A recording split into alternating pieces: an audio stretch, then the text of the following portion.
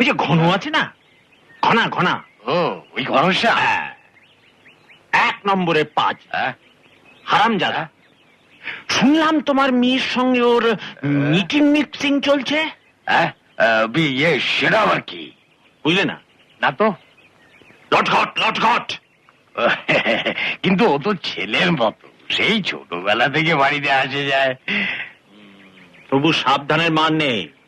মেয়ের উঠতি বয়স, একবার যদি পা হড়কায় সারা জীবন কেঁদে কুল পাবে না। তা আমি বলছিলাম কি, মেয়েটাকে কোন একটা কাজে কর্মে লাগিয়ে দাও। একে কাজকর্ম? হ্যাঁ, কাজকর্ম আমার বাড়িতেই রয়েছে। গিন্নির মতো আমাকে দেখাশোনা করবে। না না না না, আমার রানীর মতো আমাকে দেখাশোনা করবে।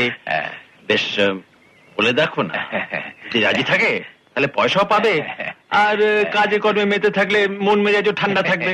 খাঁটি কথা, আমি আজই